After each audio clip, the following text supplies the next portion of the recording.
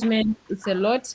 But if it's something you really want to specialize in, it's also very good. When you make like tomato farmers currently, they're smiling. The price is around 350, 340 a box. So they are smiling right now. But when things decide to go bad, it goes bad. 5 kwacha, 10 kwacha, 15 kwacha a Eh. box, and you'd be shocked. But the leafies are quite easy to grow to start with. So you can do any of those. Yes, and then it goes down also on your location and your target customers. So it also does depend, like I mentioned. But if you're trying to experiment on certain things to grow, you can try these. Um, what is recommended drip irrigation system for vegetables? I'm not sure if I'm quite understanding this question properly, but in terms of um in terms of your drip irrigation, you can do it on a number of vegetables, quite a wide range. I just feel like for things like rep, you kind of don't get the most out of it. So drip is not for everything. There are certain crops which would do better with a spray. So things like your leafy vegetables, your reps, they do better with a spray. And even onion, it can be done with a drip, but I feel like even with it, if it's grown with a spray kind of like sprinkler or microjet irrigation or rain hose, where it covers a wider spray, that is good. Would you advise to grow okra this time and get a good turnover? I know that right now okra prices are high. Yes, if you do grow it now because it's quite cold, as we are entering into the hot season, okra still does perform well on the market. Okra really drops during the rain season because now it's everyone is growing it. Anyone can grow it. Whereby you find a medal is what a 20-liter bucket is 15 kwacha of okra. You can imagine. So in the rain season, some of these vegetables grow crazily. And then another thing is that in the rain season, things like rep get burnt with the rain. So these are difficult to grow. So even in the rain season, rep spikes. February, there's always a shortage of rep around February. You find this shortage. But right now, growing rep, 30 kwacha. Last week we were selling rep at how much? 30? 30, 40, 25 for a bag, somewhere there. There's a time rep even reached 5 kwacha for a 50 kg bag. An empty sack, an empty 50 kg sack is 5 kwacha. Then what are you making? You're better off feeding goats or chickens on the farm. So yeah, kind of understand. So we know that around this time, rep is not really good. But Lumanda right now, Lumanda, okra, the prices are very high. Would you recommend during the which crop would you recommend during the rain season that will require less labor force activities since many will be occupied in their fields? Okay, like I had mentioned. So, okay, for example, if we decide that we are going to plant cabbage now, not now, but end of August, early September, Christmas. Yeah, last year I was harvesting on Christmas Day. Then that's during the rains. So cabbage you just cut off the head.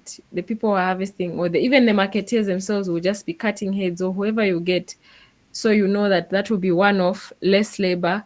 You plant carrots, carrots that are ready in February. Always the prices are high. So you can also do your onions, but with onions with caution, they get washed away. So with onions, that's why you find others do what they call the onion sets. They harden them first, then they replant them so that they have a shorter growing time and it's not washed away. So really it's still the one-off ones so that your main labor will just be weeding. I would also like to find out how to get into supermarkets. Okay, so for supermarkets, I'm going to cover this one in our last lesson on markets. We're going to cover this one, all your requirements. But how to consistently supply a shop is planning your planting schedules. Are you planting every 2 weeks, every week? How long will it take? So it depends. But if you're planting every 2 weeks, you have a period where now you'll be harvesting almost every week from whatever you grow. If you split it in 2 weeks, 2 weeks, 2 weeks, 2 weeks, that's what helps you maintain that consistency. So I will cover this supermarkets one in very, very clear detail when we cover markets. So for all your requirements, your target market, and I'm telling you, if you want to enter into these big chain stores, have a crop during the shortage period, and to be easier to hop into their system than when it's saturated. Okay, very insightful so far. My question is, what is the best way to manage a situation where your main crop, e.g. cabbage, is growing at different rates, but you're applying the same management practices for the whole field? Um and that's what actually does happen sometimes. So if that's happening whereby things are not growing at the same rate, you have to think of, okay, the source of seed. Sometimes that also affects growing rate, but really, again, issues of water supply. Is the water supply enough? And are the people who are fertilizing the crop putting the right amount or the right quantity? Because even with cabbage last time, the smaller heads was due to water not reaching properly. Yeah, mainly the challenge we had is water not getting to where it needs to be, or the crop having sufficient water, and also where fertilization is not being done consistently or not being done properly. That's where you do have the challenge. So you just have to monitor that a lot, and you just also ensure that you've sourced quality seeds, because if you get these the cheaper seeds, because even with cabbage you do have your hybrid and then your slightly cheaper seeds. With your cheaper seeds, that's where you see that there's a bit of inconsistency in growth, especially if it's a big field. But the cheaper seeds can do okay in your smaller fields, but if it's a larger field, that's where you see the inconsistencies. But it all just dwells back into proper management.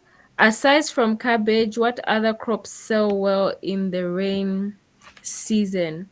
So apart from cabbage in the rain season, so yeah, the okra which would have planted in the cold season, part of the lumanda, which other one does well in the rain season?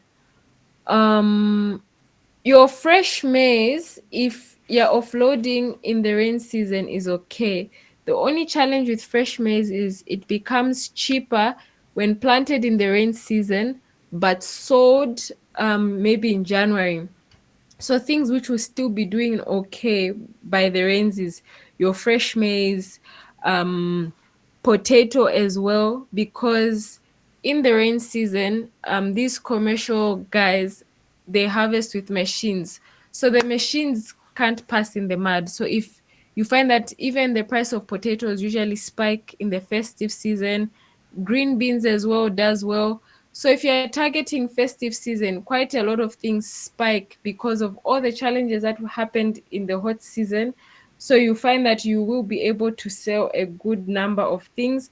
Things which become cheap now are things like after after this mid December towards January, things that become cheap.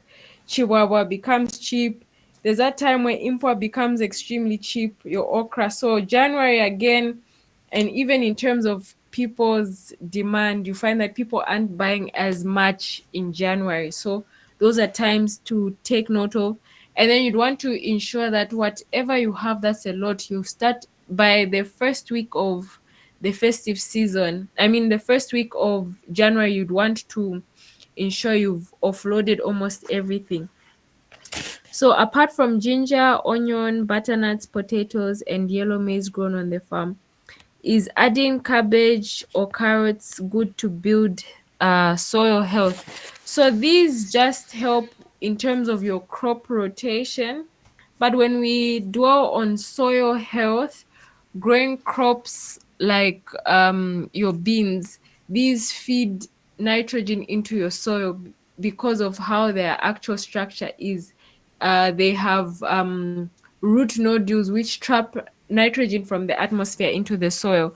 However, we'll look at crop rotation so that we just help break. I think no, that's something that I need to add into the lesson. The a proper crop rotation cycle, so you know the families for these different crops. So what maize variety can you recommend that can be planted right now? So right now you should plant an early maturity variety. So a Sitco variety, a 400 or 500 series can do, which would mean you would be able to harvest within 85 to 90 days and you'd be on the market. Are you able to share information regarding of months crop shortages based on your experience?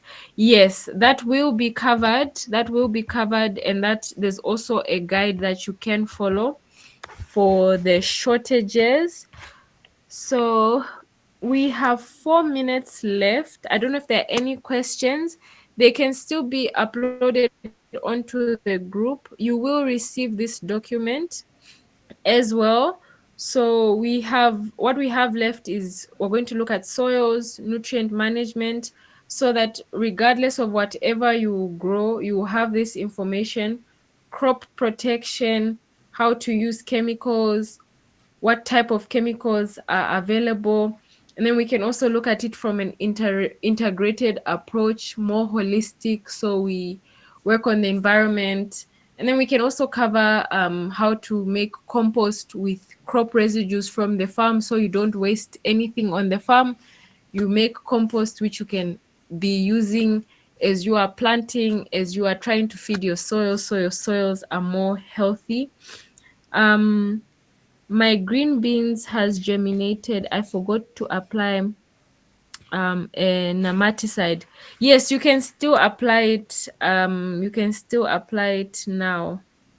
Yeah, usually it's best to apply before planting, but you can still apply it now since you are late. Are you going to share the feeding program? Um, We're not going to dwell into a lot of the vegetables. However, with the nutrient management approach, which we're going to cover in fertilizers, you're going to know exactly which nutrients are good for which crop. And like I mentioned, the best way is what to know your soil is lacking is when you do your soil test. We can do blanket recommendations of what you need and generalized kind of fertilization plans. But really, to specifics to the latter, it's important that we do build a good foundation on nutrient management, and then that will also help you plan a proper feeding program for your crop. So I don't know if we do have any other questions. If anything has been left out, you can still update in the group. That still works just as well. Yeah, that still just works just as well. Just planted my rep today. What can I just apply for prevention?